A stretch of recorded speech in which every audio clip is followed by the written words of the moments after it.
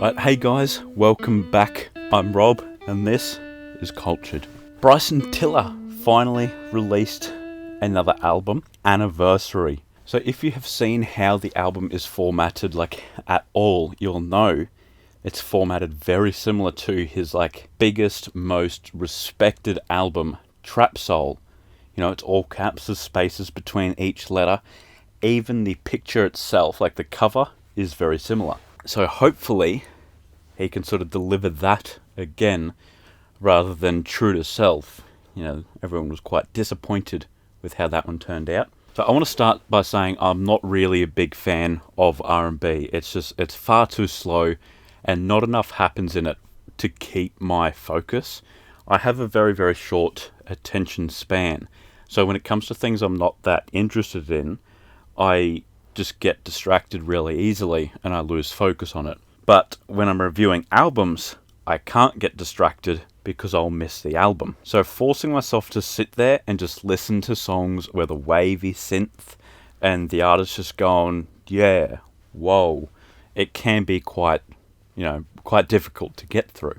So the artist needs to give something a little bit more. They need to go to the next step to try and keep me focused. And I obviously know that they're not doing the album for me, but that's what I need to be able to focus or to keep my focus on an R&B album.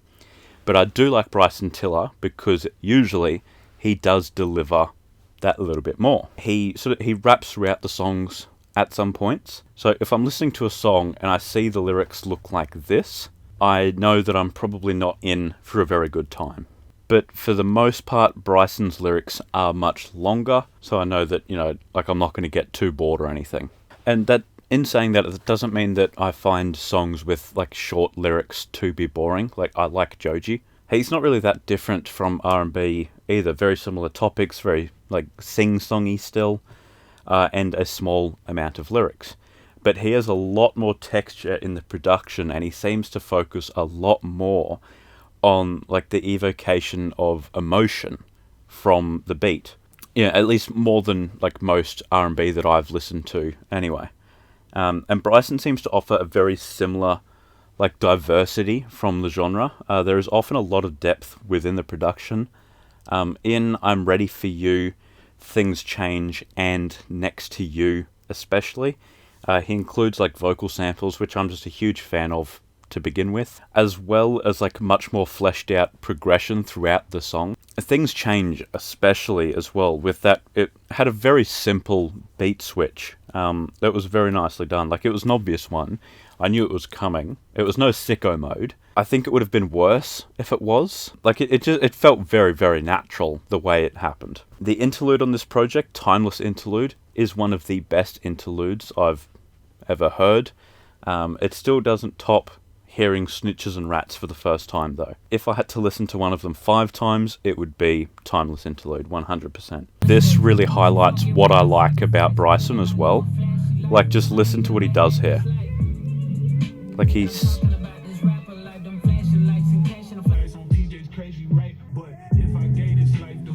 He starts off slowly singing. I'll back it up a little bit.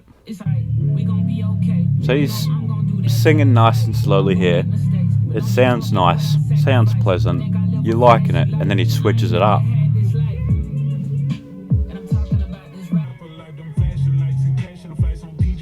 That sounds good. I like that he offers a new level of diversity, and it keeps my brain not bored. It's giving my brain constant stimulus, and I don't go looking for stimulus elsewhere and get distracted and miss the album. One other song that stood out to me as well was Inhale, but it didn't stand out for good reasons. It's very breathy on the chorus,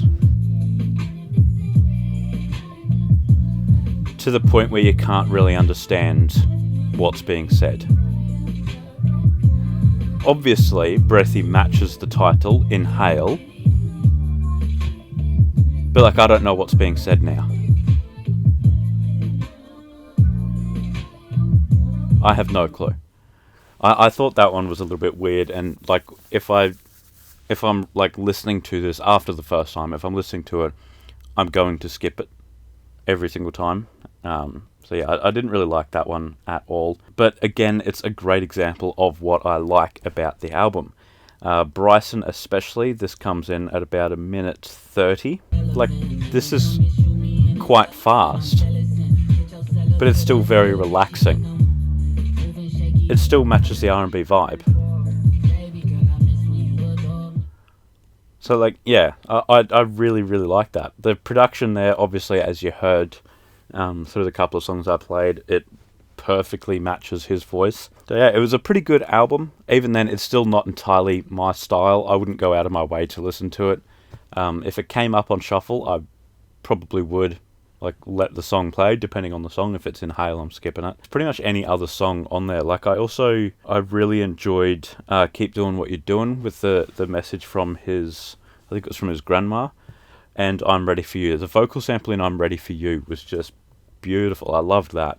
I would definitely, like, I'd probably let every song but Inhale play if it came up on shuffle, but I wouldn't go out searching for it. I'd rather just listen to something, you know, with more stimulus, like, I don't know, St. John, Denzel Curry, like a more sort of, a song with greater depth than just R&B. It doesn't seem, yeah, I'm just not that great of a fan of R&B as a genre, like, as a whole. But as far as R&B albums go, this is a very good one. But yeah, again, I wouldn't go out of my way to listen to it, but still good. So I'm going to give it a 6.5 out of 10. And be sure to tune in tomorrow. I'm not going to let you know what's happening. I'll just let you know it's going to be a special video. Still an album review, but like different. I'll see you then. That's a wrap.